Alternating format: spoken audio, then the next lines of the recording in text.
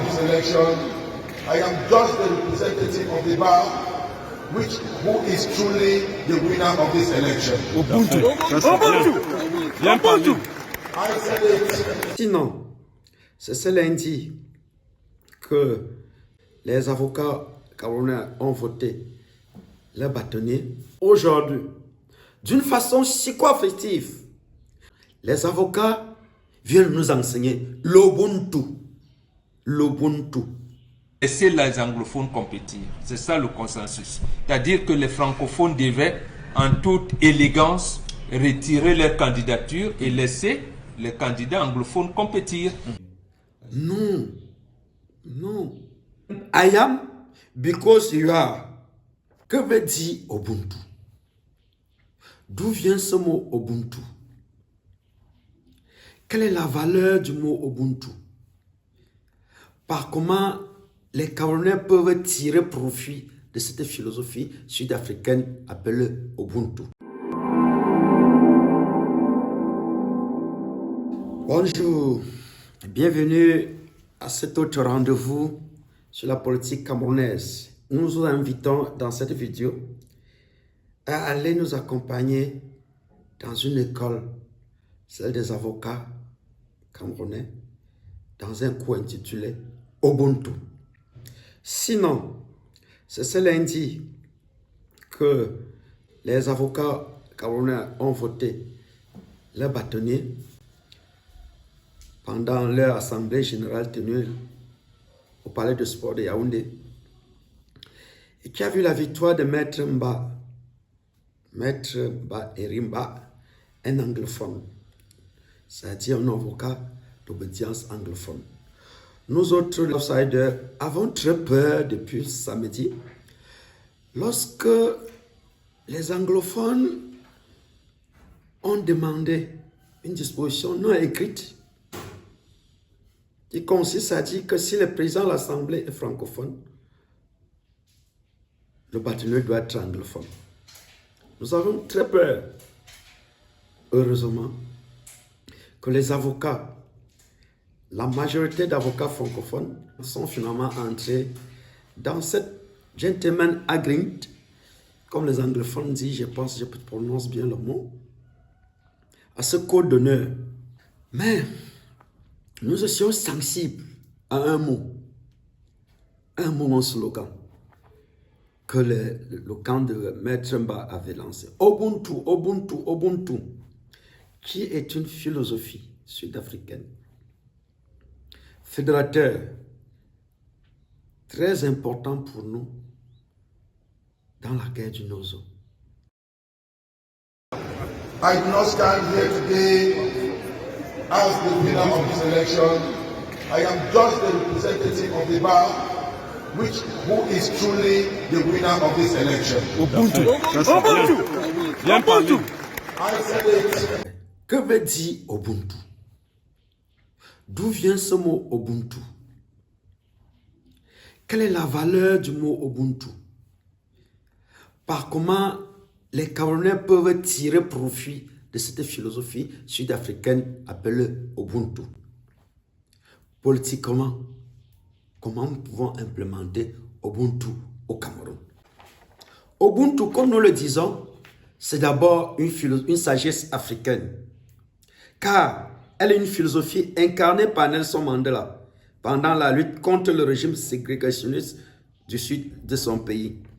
Au cours de ses 25 ans d'emprisonnement et à sa libération, il est toujours resté fidèle aux valeurs véhiculées par cette sagesse Ubuntu.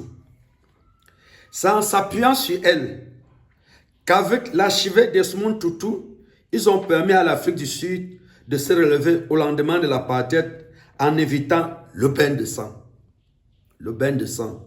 Nous sommes au Nozo, nous sommes déjà en guerre et nous pensons que cette philosophie Ubuntu peut nous aider. Qu'est-ce que l'Ubuntu, son origine? En langue Yosa, l'Ubuntu signifie humanité. En Kankiwanda, la générosité.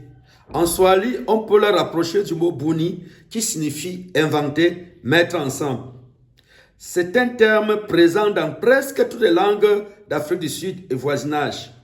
Mais Ubuntu est lissé en zoulou par le proverbe suivant. Omuntu, Gumuntu, Gabuti, qui veut dire littéralement l'individu n'est individu qu'à travers d'autres individus. C'est-à-dire, je suis parce que tu es. Je suis francophone parce que vous êtes anglophone. I am French speaking because you are English speaking. I am because you are. Vous êtes une majorité parce que nous sommes une minorité. Quelqu'un de Mbutu, selon Desmond Tutu, est ouvert et disponible pour les autres. Nous pouvons dire que les avocats anglophones ont été ouverts. Nous pouvons dire que les avocats francophones ont été ouverts. Et cela devrait nous inspirer. Être Ubuntu, c'est être dévoué aux autres. Il ne se sent pas menacé parce que les autres sont capables de bon, car il possède sa propre estimation de soi.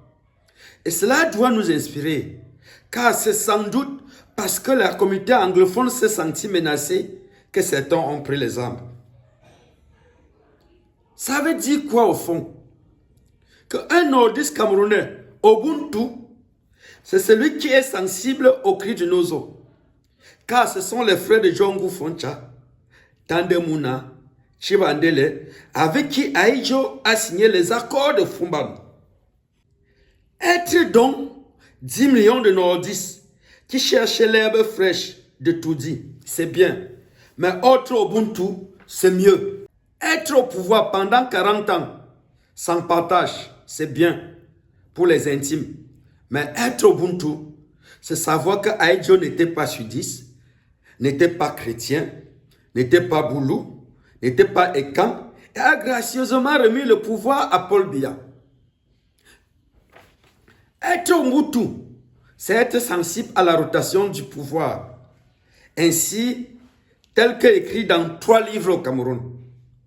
L'idée sociale chez Paul Biya du professeur Mononjana, les systèmes politiques précoloniaux au Cameroun du professeur Joseph Oona, changer le Cameroun par la philosophie de Maurice Djongo, votre serviteur.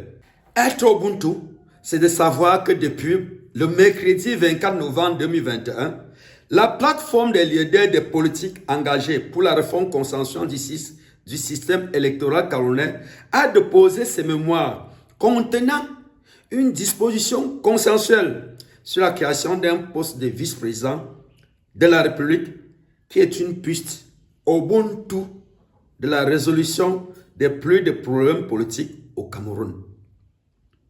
Votons-nous à base des programmes au Cameroun? J'en doute fort. Demandez aux gars du RDPC s'ils connaissent, tous ces communicateurs du RDPC, s'ils connaissent le document de stratégie pour la croissance et l'emploi qu'on a laissé pour prendre la stratégie nationale de développement 2030. Est-ce qu'ils en connaissent? Notre système politique est fortement tribalisé. Un consensus s'impose.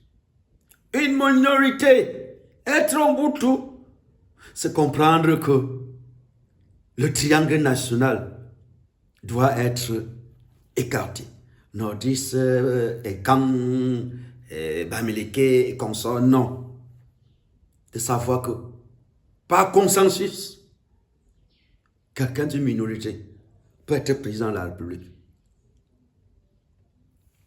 Merci de nous avoir compris sur cette aspect de ce Ubuntu, pour dire que Ubuntu, c'est une philosophie africaine. Elle est de Nelson Mandela. Cet Ubuntu-là veut dire l'humanisme, veut dire que nous sommes ensemble. Ça dit que, au lieu de dire le vivre ensemble, que le RDPC a déjà utilisé pendant longtemps pour ne rien faire, nous pouvons faire la promotion de ce Ubuntu, ce mot Ubuntu. Poser la question quand quelqu'un pose un est-ce que ce que vous dites est Ubuntu? Est-ce que l'acte que vous posez là est Ubuntu? Maintenant, nous allons regarder un commentaire de Kinos Bob Bombenga, son point de vue sur lequel on peut aussi discuter pour demander de savoir Ubuntu est-il cognitif ou psycho-affectif? Suivez ce qu'il dit. C'est le consensus. Vous êtes parti sur la base d'un consensus que chaque fois vous voulez rompre. Ce n'est pas bon.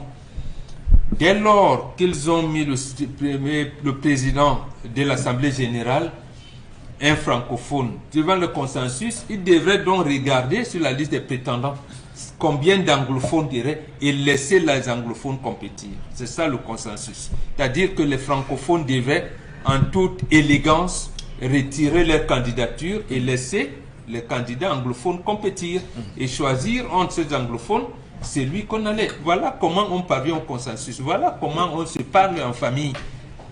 Mais vous ne pouvez pas, de ça, revenir compétir. Ce n'est pas possible. Le francophone venait encore faire cela. Et si un francophone passait, que vous saviez, voilà, et vous saviez donc comment, avec la configuration actuelle du Cameroun, voilà. Non, non. Dans ce livre, regardez mieux le 6, c'est du tribalisme à l'émergence. Oui. Ce que les anglophones font là, c'est du tribalisme. Ou si vous voulez, c'est l'ethno-fascisme. L'utilisation des communautés à des fins politiques. Nous ne pouvons pas demander aux anglophones de voter entre eux. Sinon, on va pérenniser cette façon. Est-ce qu'éternellement, nous allons toujours faire la politique comme sur les clivages anglophones-francophones? Mais quand nous disons du tribalisme à l'émergence, ça veut dire que gérons d'abord nos différences et allons à l'émergence où on vote les gens sans regarder la tribu. En d'autres termes, la finalité, ça serait que c'est les anglophones qui attaquent l'accord non écrit. Que si le président est francophone, le bâtonnier doit être anglophone. Il faudra que c'est les anglophones eux-mêmes qui se lèvent pour dénoncer. Et pour y arriver, il faut qu'on imbrique. Donc les avocats ont très bien fait de permettre à Maître Dame d'aller signer des accords, des alliances avec des groupes qui voulaient pour construire une base. Parce que prochainement, dans le camp de Maître Dame, il peut prendre un francophone et le faire monter. En ce temps-là, on verra deux camps qui luttent, et non encore le camp francophone anglophone. Sinon, pour terminer, 1990, vous savez que si le bâtonnier Mouna n'était pas descendu avec les avocats pour supporter Ninja Frondi, nous n'aurons jamais pu implémenter la démocratie, aller jusqu'à nous sommes.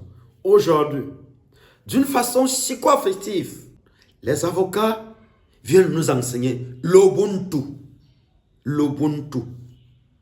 la philosophie qui va nous permettre de quitter du tribalisme politique à l'émergence politique. C'est-à-dire que nous pensons qu'en implémentant bien cette philosophie Ubuntu, et les gens doivent comprendre qu'un projet de société commence toujours par une philosophie. Nous prenons un certain moment où on va se lever pour dire que non, on veut que le bâtonnier soit un anglophone. C'est alors les anglophones qui vous disent non, nous ne voulons pas les anglophones. Notre personne, c'est le francophone qui est là. Merci de nous avoir écoutés. Ça a été un plaisir de discuter avec vous de cette philosophie Ubuntu. Abonnez-vous à la chaîne, partagez si possible.